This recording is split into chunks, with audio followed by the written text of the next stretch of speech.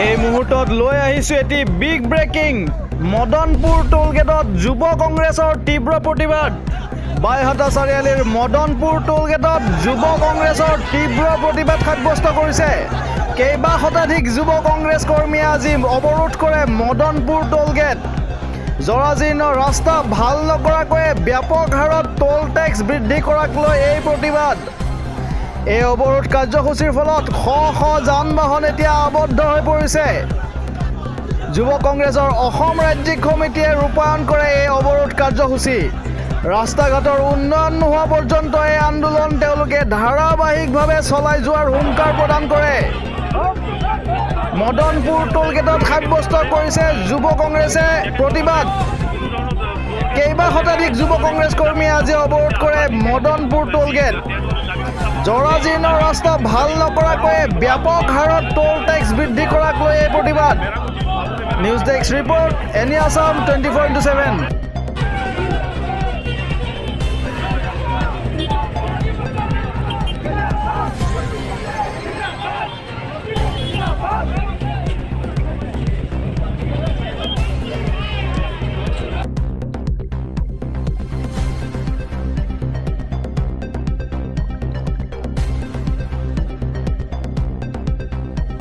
আজি আপোনালোকে দেখা পাইছে এই ৰাস্তাত যদি যায় ওৱান ৱে হৈ আছে, কেনেকুৱা জেগাত গাড়ী যাব পৰা অৱস্থা নাই। এনেকুৱা বেয়া স্কিম চাগে এই হেৰাফেৰী পৰা চিনেমাখন আছিলে, চিনেমাত যে লক্ষ্মী স্কিম আছে, লক্ষ্মী স্কিমো চাগে ইমান বেয়া নহয়। আজি এই যে তলৰ নামত যোনটো টেক্স লৈ আছে, সেইটো আৰু টেক্স লৈ থকা নাই, এইটো হৈ পৰিছে এতিয়া সস্তা। এতিয়া ৰাইজৰ পৰা সস্তা লৈ আছে, কাৰণ চিম্পল বস্তু। আমি যদি ৰাইজ হিচাপে পইচা দিছোঁ, আমি ৰিটাৰ্ণ কিবা এটা পাব লাগিব। কিন্তু তলৰ নামত আমি ইমান পইচা দি আছোঁ, কিন্তু ৰিটাৰ্ণ ৰাস্তা নাই। সেইকাৰণে আজি আমি ওলাই আহিছোঁ। যেতিয়ালৈ আমাৰ দাবী মানি নলয়, তেতিয়াহ'লে এই টল গেট বন্ধ নকৰে, টল গেটৰ কালেকশ্যনটো যেতিয়ালৈ বন্ধ নকৰে, তেতিয়ালৈকে ৰাস্তা ঠিক হোৱা কথা ক'বলগীয়া তেতিয়ালৈ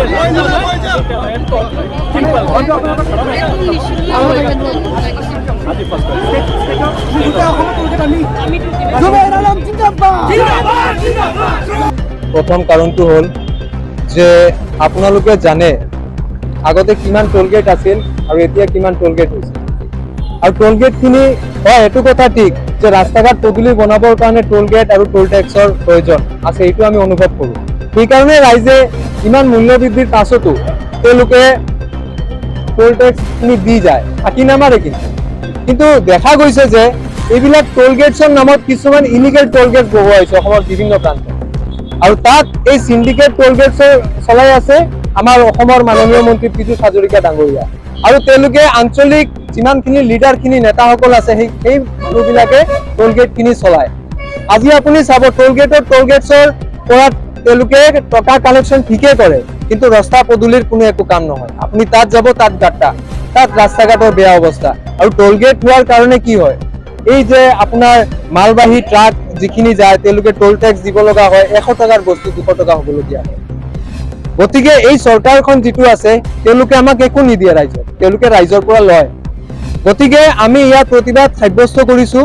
আৰু যেনেদৰে অসম আৰক্ষীয়ে আমাক হেৰাছমেণ্ট কৰিছে, হাৰাশাস্তি দিছে, আৰু আমি কংগ্ৰেছ দলৰ প্ৰতিজন সৈনিকে আজি আমি বিজেপি চৰকাৰখনক, কেন্দ্ৰৰ মোদী চৰকাৰখনক আমি সকীয়াই দিছোঁ যে আমালোকক হাৰাশাস্তি কৰিছে, ৰাইজক নকৰিব। আৰু আমি আগন্তুক দিনত এই টোলগেটৰ বিৰুদ্ধে আমি আন্দোলন কৰি যাম। আৰু আপোনালোকে দেখিছে এইবাৰ বিজেপি দলে কেন্দ্ৰত সংখ্যাগৰিষ্ঠতা লাভ কৰিব পৰা নাই। আজি নৰেন্দ্ৰ মোদীৰ মনটো বেছি ভাল নাই, কেতিয়া চৰকাৰটো ভাঙি যায়। কিন্তু আমাৰ আশা এই চৰকাৰখন বেছি দিন টিকি নাথাকে। যদি ইতিমধ্যে যদি অনাগত দিনত যদি নহয়, এইটো অৱশ্যই হ'ব, চৰকাৰটো ভাঙিব, ইণ্ডিয়া এলায়েন্সৰ চৰকাৰ হ'ব, আৰু আমি ইলিগেল টোলগেটছবিলাক আমি বন্ধ কৰিম।